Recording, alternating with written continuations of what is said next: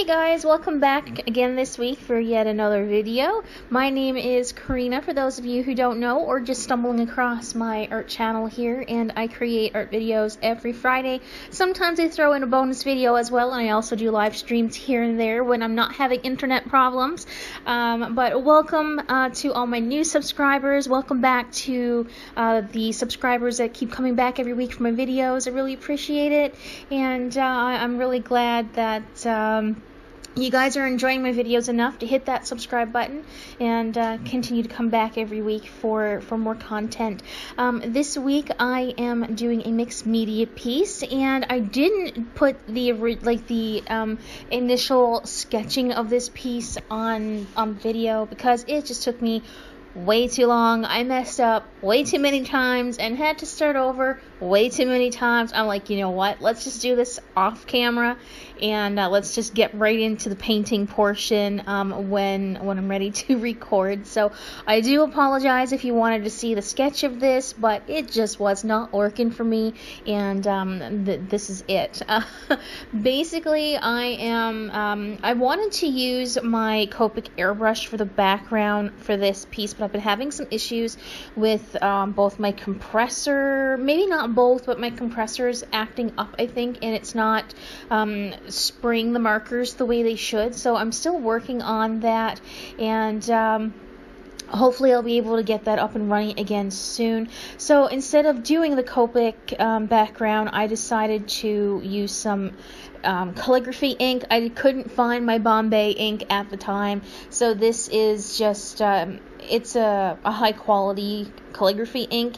It is not waterproof by any means, and I had to be very careful throughout the whole painting process here, but it did turn out really nice. It wasn't streaky at all, and it covered very well. I don't have the bottle in front of me, so I can't really tell you what the name of the product is, but it wasn't too bad. It was the first or maybe the second time that I've used this for a background like this. Before, it was just a really small area, and I really didn't use it enough to kind of get the feel for it, but after using it on a big piece like this, it actually wasn't too bad. And I think instead of using calligraphy ink again, because I know it's not meant for painting like this, I am going to find my Bombay ink, and I can use that for the background pieces if I decide to make any more with the black background like this.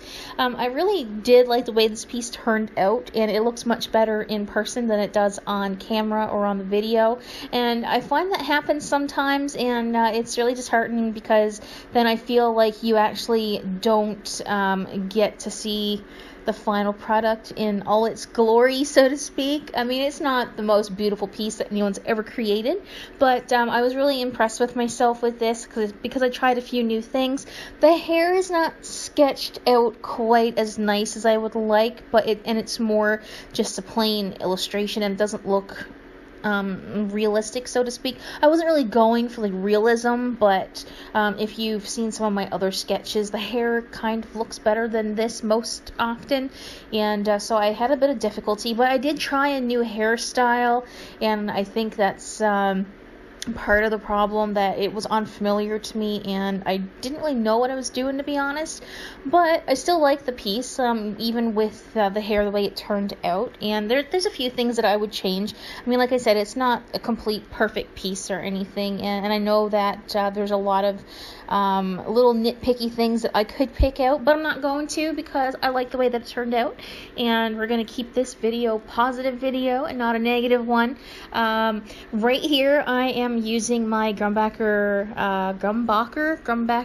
watercolors to paint the skin, and I am enjoying my Grumbacher watercolor paints. I did purchase them last summer at the Artist Emporium in Winnipeg. For those of you who don't know, I am Canadian, and I'm currently living in Manitoba, but not for much longer. But I did get them down in Winnipeg, and I really love the Artist Emporium. They have good people down there, and it's just that the place has a lot of different things to choose from, and it's probably one of the things I'm going to miss about living here, but you know, I get to move back home. But this is not the topic or the video for that, to get onto that topic, so we're going to continue with the process of the painting here. I will just say that if you're interested in checking out behind the scenes about our moving and, working on these pieces kind of off of the art channel, you can always check out the vlogs that I do. And you can get the description for that, or the link for that down in the description. I'm losing track of what I'm trying to say here. I've noticed lately that when I'm painting, I'm really enjoying overdoing it with the blush on the cheeks and the redness of the shoulders and in other places where there's a lot of blood flow, I guess. I'm a big fan of Danica Sills, and she does this quite a lot, but not to the extent that I've done it. But in the end, I really, really, really like how the pink just pops off the page. And it may not be suiting to some people, but I kind of like the way that it looks. And I'm probably going to continue to over-exaggerate that in my upcoming pieces. So you'll probably see that quite often. I have gone and cropped out a lot of this video because I think maybe a good portion, like 30 minutes or more, is just of me messing with this hair, trying to get the blue to look the way that I want it to look, and the shadows and everything. So I have cropped out quite a bit. Overall, the piece probably took, with the drawing and everything, I'm going to say about 7 hours, only because I kept messing up. And the painting video here that I've condensed down to 21 minutes and whatnot, it was about 3 hours. So I did speed it up 6 times faster than what I was working on the piece, so it's gonna go pretty quick. And but like I said, I spent a lot of time trying to get the color of the hair to work out better. If I had it back, maybe I would have painted the background a different color and painted her hair black instead, and I think that would have been nice with the pinkness in her cheeks and her shoulders if I had painted the hair black, but I didn't, so I can't go back and change it now. But I learned something for future pieces. And a lot of my paintings lately have just been experimenting with color and mixing up colors that I wouldn't normally use. You'll see that a lot when Mermaid starts. I've done a few things that I don't normally do, and yes, I have pre-recorded Mermaid because I don't have time to sit down and record a video when it's due all the time. So a lot of my videos are pre-recorded, especially this one. I've had this painting done for almost 2 months now, and I'm just getting around to putting up the video. So I do have enough videos to get me through the next probably up until the middle of June, and right now it's just the beginning of April. So I'm doing this because, again, like I said, I am moving soon, and I'm trying to get enough videos backed up to the point where I'm not missing out on uploading while I'm moving. So that's pretty much why I'm doing that. Here in the picture, I'm using the Copic multiliner and I think I'm using the black ink again here to put the eyes in here. And I've been playing around with different ways to color in eyes as well, and changing the shape of the pupil, and maybe not having the pupil black and putting it more towards the color of the eye, just in a darker tone. So I've been messing around with that idea in my sketchbooks and everything as well, so I can try to change up some of the colors for that. And I'm really liking the way things are turning out, and I'll probably like I said, this is all experimental to me, so I'm hoping that you can see the progression in my videos and see the progression or the changes in my art, seeing that I am getting a tad bit better. I mean, I may not be improving quickly, but I do feel like I'm improving in a lot of areas, and I'm going to say I'm proud of myself for that. I'm going to give myself a pat on the back for not quitting when I get frustrated. So that's a good thing. Here I brought out my Finetech paints, and I also bought these at the Artist Emporium when I was there last summer. And I really, really, really, really like these paints, and it's a problem because I've been trying to make prints of my artwork so I can sell them on Etsy, so you can buy them directly from me. You can get them on Redbubble as well, but I kind of figured maybe some people would like to buy it directly from me, so then I can I can sign the artwork, and it's not just a generic print, it's actually something that I signed and something that I sent in the mail, and it's more personable, I think. But when I go to make a print, the gold in the paintings kind of throws off the prints just a little bit. So I am playing around with the idea of hand embellishing some prints and putting the gold back in the print where it should be by hand after I make the prints. The only thing is I'm not sure how that's going to affect the paper, so I may have to find maybe a nice gold pen that can do that rather than using a watercolor paint. So that is something that I'm working on as well. But in the meantime, I do have a lot of things over in my Redbubble shop, some stickers and other prints and whatnot. And there are some originals on my Etsy store, and I do have some little ATC paintings on there as well if you'd like to check those out.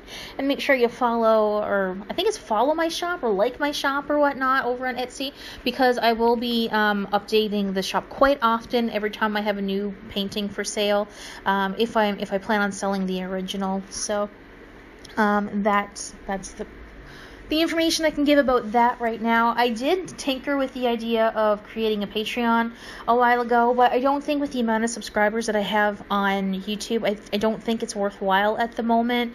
If it's something that you're interested in, you can let me know, but I think maybe it might be best if I wait until I'm a little bit more successful here on YouTube, if you want to call it that, before I get into the Patreon really extensive. So I don't know, let me know what your thoughts are on Patreon, and if it's something that you're interested in, or if you even support other artists on there as of present date, if it's something that's worthwhile, or if you have Patreon and you can give me some tips on how to go about doing that, that would be great as well.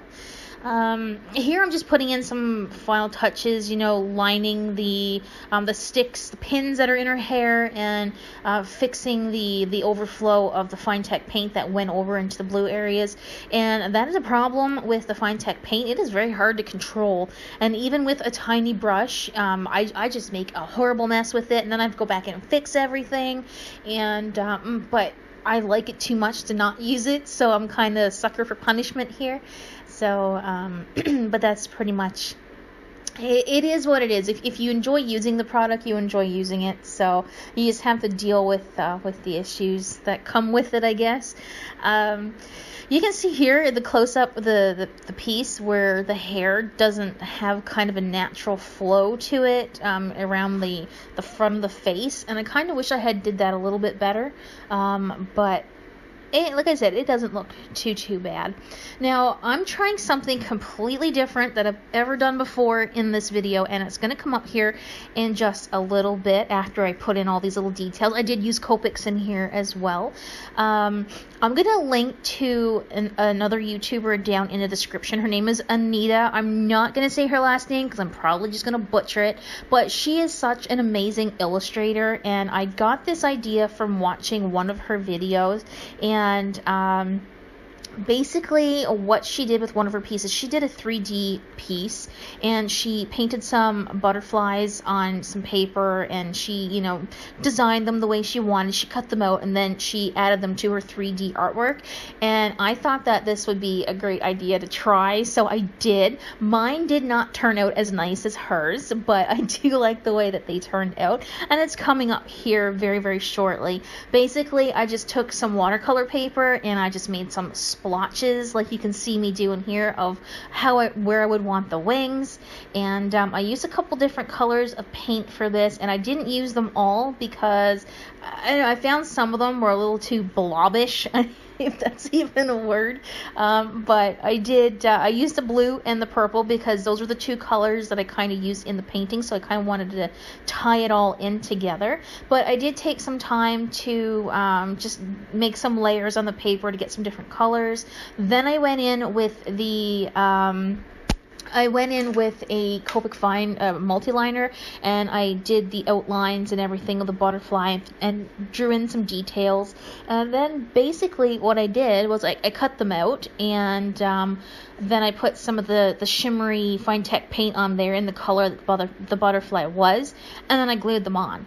And like I said, I didn't have any pop dots or anything, and I didn't really want it to look like a greeting card. You know how you get those 3D effects on greeting cards? I wanted to keep it a flat piece, but I wanted to have an element to the painting that was kind of off of the painting a little bit, and I thought this might have been a good way to try this out.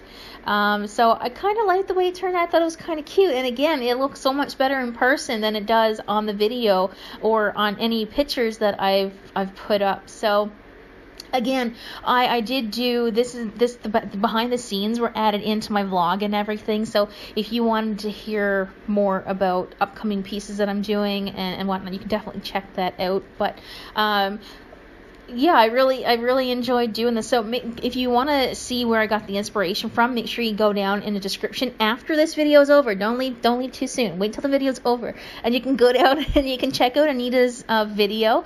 And like I said, she is an amazing illustrator. She does a lot of cutesy things and animals, and she's got her own style and everything. And she's super nice. So you can go over, check her out, and if you like what you see, give her, subscribe to her channel and give her some love. So don't tell her I sent you. She doesn't know who I am. I'm just someone who watches her videos and gets inspiration and whatnot. But definitely she's worthwhile to check out. So here I'm just adding in those final details with the markers, and I'm getting ready to cut them out here very shortly, and I'm going to glue them on to the rest of the piece here.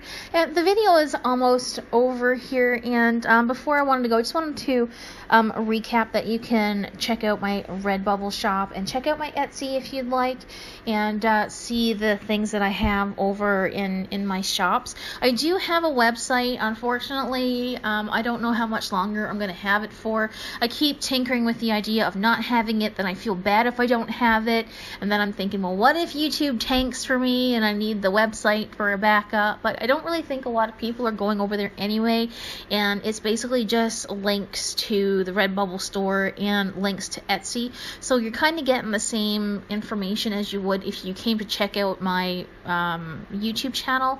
And I do have Instagram as well. I don't have it linked below, but I will add that into my video description going forward. I keep forgetting to do that. I do put some behind the scenes pictures on there as well, and I get some personal pictures on there sometimes, but it's nothing like to the point of having a personal Instagram or anything like that. But that's an option if you wanted to check that out as well.